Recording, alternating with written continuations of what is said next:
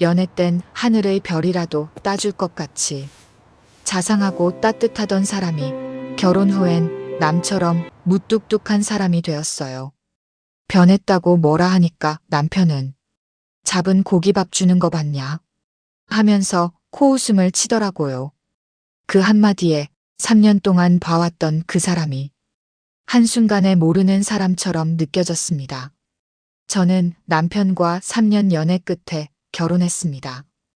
연애할 때 남편은 솔직히 말해서 좀 과하다 싶을 정도로 자상한 사람이었어요. 아침이면 제 알람보다 먼저 잘 잤어? 문자가 와 있었고 제가 답이 조금만 늦어지면 어디 아파? 오늘 컨디션 안 좋아? 먼저 묻던 사람이었습니다. 퇴근 시간이 되면 오늘 힘들었어? 집 들어가면 바로 씻고 쉬어. 이런 문자가 하나씩 도착했고 그 짧은 문장 몇 개가 그날 쌓인 스트레스를 조금씩 풀어줬습니다. 주말이면 데이트 코스를 핸드폰 메모장에 적어와서 보여주기도 했어요. 여기 새로 생긴 카페인데 너 분위기 좋아할 것 같아서. 근처에 작은 전시회 열었더라. 사람 많을까봐 미리 예매했어. 제가 회사에서 힘든 일로 화장실 칸에서 울면서 전화하면 남편은 밤늦게까지 제 얘기를 들어줬어요. 내가 옆에 있을게. 다음엔 이런 일 없게 내가 도와줄게. 말만 그렇게 하는 게 아니라 제가 어느 정도 웃을 때까지 같이 욕해주고 같이 화내주고 계속 옆에 서 있던 사람이었습니다. 부모님 집에 갈 때면 더 했습니다. 직접 꽃집에 들러 꽃을 사고 과일까지 챙겨서 장인어른, 장모님 좋아하시는 거 맞죠? 라며 웃던 사람. 식사 후에는 제가 뭐라 말하기도 전에 싱크대 앞에 먼저 서서 장모님, 오늘은 제가 할게요. 소매를 걷어 올리던 사람. 거실에서는 아빠 옆에 앉아 뉴스 보면서 시사 얘기 나누고 부엌에서는 엄마랑 레시피 이야기 나누고 엄마는 그런 남편을 보며 너는 참 복받았다. 이 말을 여러 번 했습니다. 그 말 들을 때마다 저도 속으로 따라했어요. 그래, 나 진짜 복받았구나. 이 사람 놓치면 안 되겠다.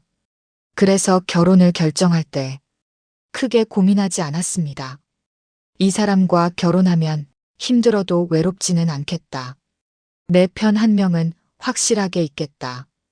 그게 제가 했던 첫 번째 착각이었습니다. 결혼식이 끝나고 신혼여행까지 다녀온 바로 다음 날 아침이었습니다.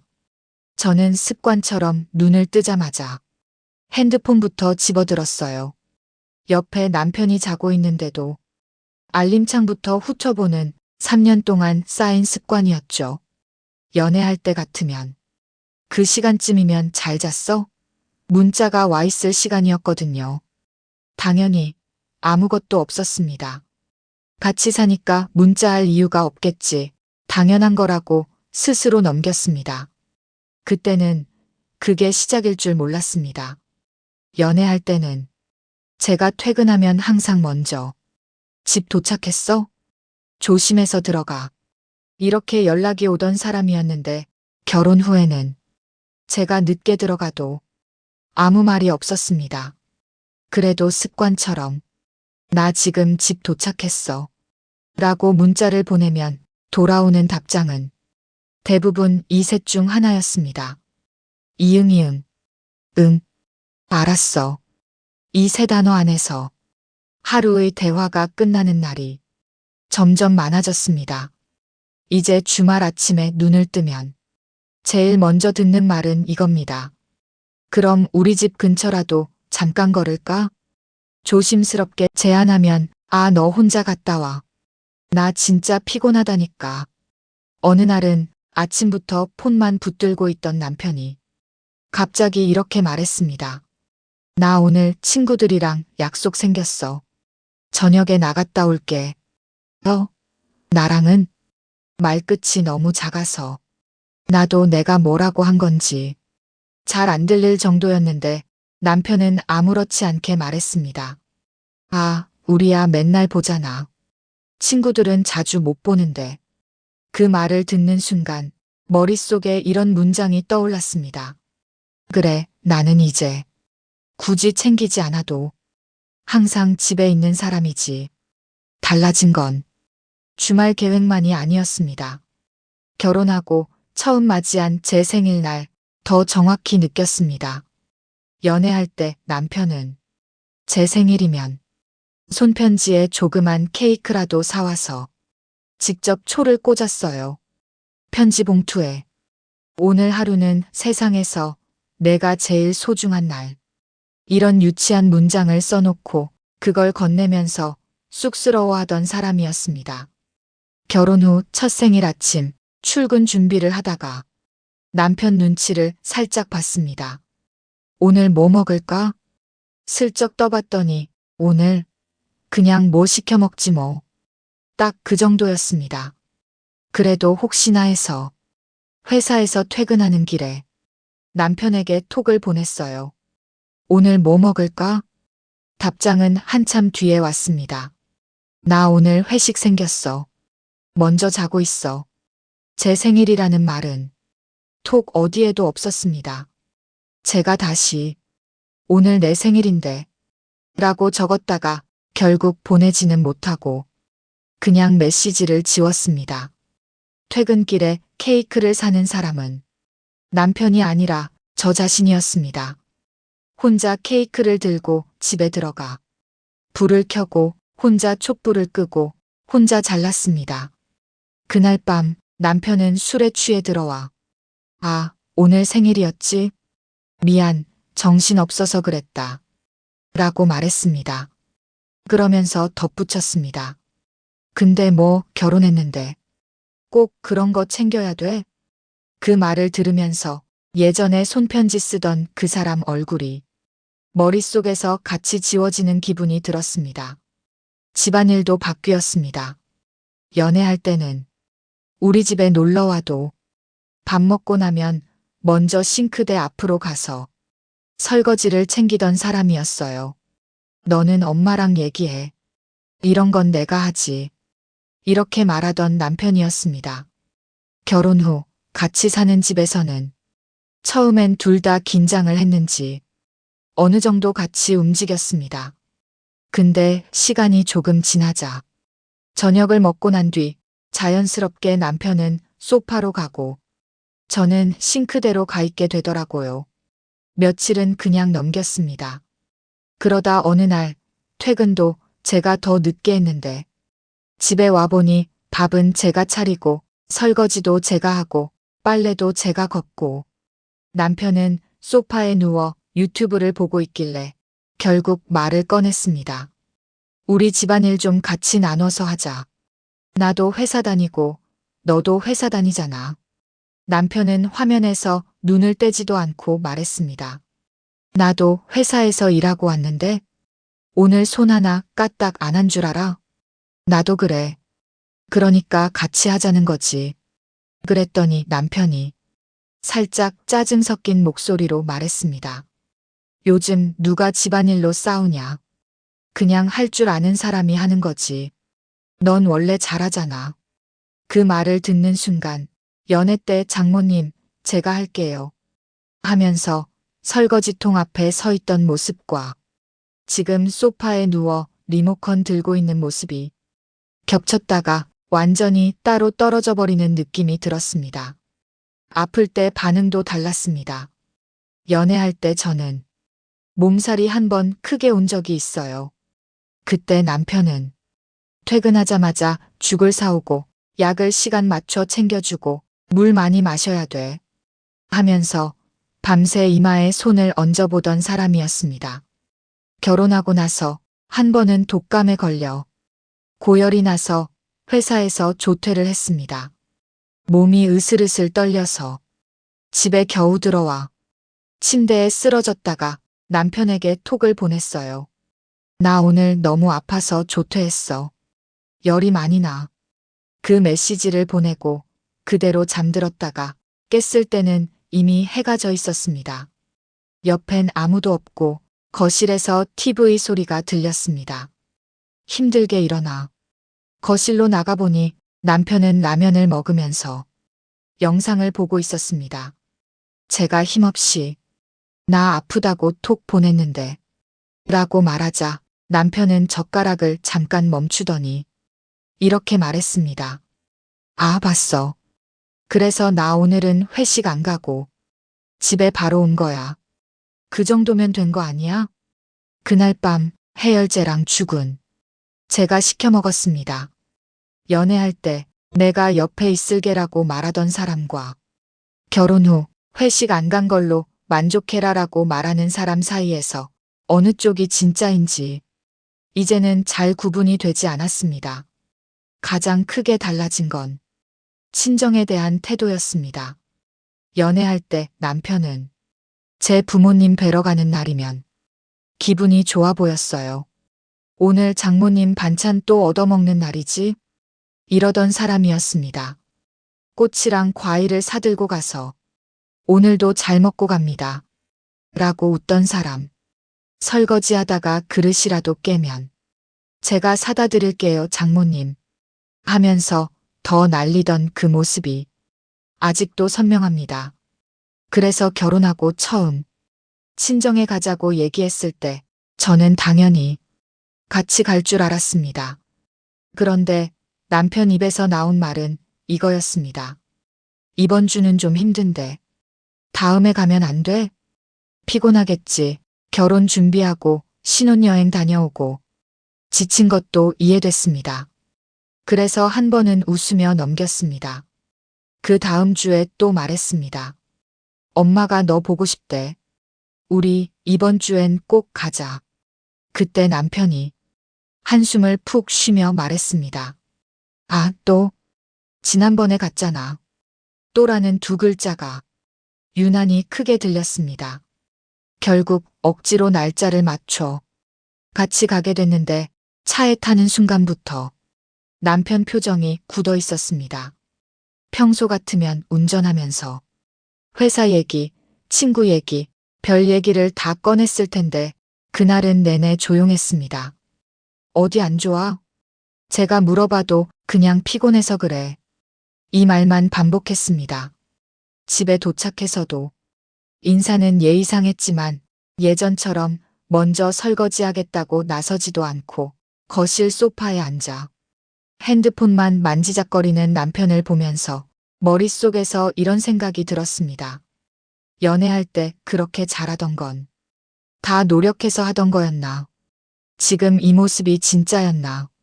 반대로 시댁에 갈 때는 조금 달랐습니다. 명절에 시댁에 가면 저는 부엌에서 시어머니랑 전을 부치고 상 차리고 설거지를 했고 남편은 거실에서 아버님이랑 TV를 보거나 형제들이랑 게임을 했습니다. 집에 돌아오는 차 안에서 너무 피곤해서 조용히 말했어요. 나 오늘 좀 힘들었어. 너라도 중간에 설거지 한번 같이 해주지 그랬어. 남편은 이렇게 말했습니다. 원래 명절 때 며느리들이 하는 거야. 우리 엄마도 다 했어. 넌 요즘 애라서 더 힘들게 느껴지는 거지. 그 말을 듣는 순간 친정에서는 설거지 앞에 서 있던 남편과 시댁에서는 거실에서 TV 보며 웃고 있는 남편이 또 한 번 갈라졌습니다. 그날 밤 결국 꾹꾹 눌러왔던 말이 터졌습니다. 너 연애 때랑 너무 달라졌어. 나는 그때의 너를 믿고 결혼한 건데 지금은 그냥 같이 사는 사람 같아. 남편은 리모컨을 내려놓으면서도 표정이 별로 바뀌지 않았습니다. 연애할 때는 노력해야 하니까 그랬지. 이제 결혼했는데 뭘 더 어떻게 해? 그 말을 듣는 순간 아침에 별이라도 따줄 것 같이 굴던 사람이 밤에 던지는 진짜 한 문장을 드디어 들은 느낌이었습니다. 제가 멍하니 있으니까 남편이 한마디를 더 덧붙였습니다. 야, 잡은 고기한테 밥 주는 사람도 있냐? 그 말이 떨어지는 순간 제 안에서 뭔가 하나 크게 부러지는 소리가 나는 것 같았습니다. 그 뒤로 제가 서운하다고 외롭다고 말할 때마다 돌아오는 말은 비슷했습니다. 너 너무 예민한 거 아니야? 결혼하면 다 이래. 현실적으로 생각 좀 해봐. 연애 때처럼 계속 살 수는 없잖아. 이 말들을 몇 번 듣다 보니 점점 제 입에서 말이 줄어들었습니다. 입을 열기 전에 머릿속에서 먼저 떠오르는 문장이 이게 됐거든요. 그래, 내가 예민한 걸지도 몰라. 다들 이렇게 사는데 나만 유난인 건가? 말을 안 하면 당장은 싸움이 줄어듭니다. 그 대신 마음이 하루에 조금씩 줄어드는 느낌이었습니다. 하루는 너무 답답해서 처음으로 친정 엄마에게 이야기를 꺼냈습니다. 준호가 연애할 때랑 너무 달라졌어. 문자도 거의 안 하고 주말에도 친구들이랑만 놀고 친정 오는 것도 부담스러워하고 내가 예민한 거야? 엄마는 잠시 듣더니 한숨을 내쉬며 말했습니다. 남자들은 다 그래. 너희 아빠도 결혼하고 나서 말 줄었어. 처음엔 서운해도 살다 보면 적응돼. 그 말은 위로가 되지 않았습니다. 남자들은 다 그렇다는 말은 결국 이렇게 들렸습니다.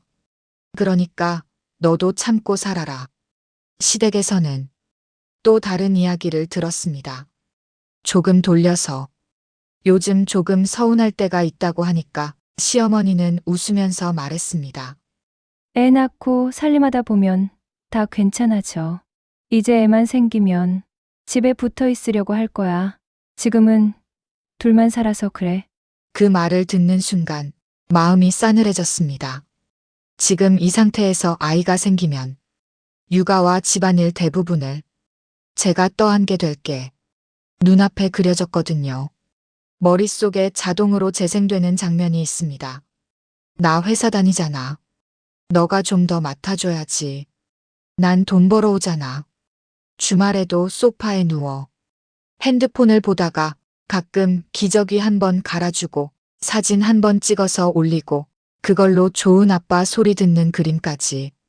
그 상상을 하고 나자 아이를 갖는다는 게 기대가 아니라 공포가 됐습니다. 친구들에게도 이야기를 꺼내봤습니다. 결혼 안 한 친구들은 입을 모아 말했습니다. 야, 너무 심한 거 아니야? 그걸 왜 참아? 그냥 이혼해. 아직 1년밖에 안 됐잖아. 이미 결혼한 친구들은 조금 다른 말을 했습니다. 우리 남편도 그래. 연애할 땐 다들 잠깐 미친 사람들이야. 결혼하면 원래대로 돌아오는 거지. 너만 그런 거 아니야. 다 비슷해. 한쪽 말도 다른 한쪽 말도 제 마음을 가볍게 해주지 못했습니다. 다 비슷하다는 말은 내가 느끼는 불편함이 그냥 평균이라는 뜻 같아서 더 슬펐고 그냥 이혼해라는 말은 내가 지나온 시간들을 너무 쉽게 잘라내는 말 같아서 쉽게 입에 올리기도 힘들었습니다. 그래도 한 가지는 분명해졌습니다. 이 상태로 아무 말도 안 하고 그냥 흘려보내면 나는 점점 더 무너질 거다. 이 사실 하나는 누가 뭐라 해도 부정할 수 없었습니다. 그래서 요즘 저는 예전 같으면 그냥 삼켜버렸을 말들을 일단 메모장에 적어놓고 있습니다. 오늘도 피곤해라는 말로 모든 대화가 끝났다. 서운하다고 말하려다가 머릿속에서 이미 또 예민하대라는 답이 들리는 것 같아서 아무 말도 못했다. 내 생일에 케이크를 산 사람은 나였다.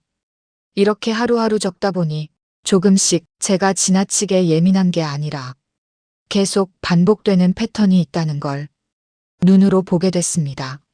남편이 변했다는 문장보다 먼저 적혀야 하는 문장이 하나 있었습니다. 나는 지금 내 감정을 너무 쉽게 무시하고 있다. 그래서 작은 결심을 하나 했습니다. 언젠가 지금 적어두고 있는 이 기록들을 한 번에 모아서 남편에게 보여줄 생각입니다. 언제일지는 아직 모르겠습니다. 싸우고 난 직후일지, 조용한 날 저녁일지, 어쩌면 꽤 한참 뒤가 될지도 모릅니다. 다만 그날이 오면 이렇게 말할 생각입니다. 이건 내가 나한테 했던 말, 그리고 그때마다 내가 어떻게 느꼈는지 그냥 그대로 적어 놓은 기록이야. 내가 과장한 것도 아니고 누구 편을 들라고 쓰는 것도 아니고 그냥 사실이야. 이 사실을 알고도 지금처럼 살고 싶다면 그때는 나도 내 인생을 다시 생각해 보려고 해. 이혼을 당장 결심한 것도 아니고 무조건 버티겠다고 다짐한 것도 아닙니다. 다만 예전처럼 다들 이런가 보다. 내가 너무 예민한가 보다. 이렇게만 스스로를 눌러가며 살고 싶지는 않아서요. 연애할 때는 하늘의 별이라도 따줄 것처럼 굴던 사람이 결혼 후엔 남처럼 무뚝뚝한 사람이 됐다는 사실. 그 사실에서 도망치지 않고 그걸 겪고 있는 나 자신도 함께 외면하지 않겠다는 것. 지금 제가 선택한 아주 작은 변화는 그 정도입니다. 언젠가 이 이야기를 남편에게 건네게 되는 날이 오든 아니면 제 서랍 속에만 조용히 묻히게 되든 적어도 저는 제가 느낀 것들을 예민하다는 한마디로 덮어버리지 않고 직접 마주보고 있다는 것만으로도 예전보다 조금은 숨이 덜 막히는 밤을 보내고 있습니다.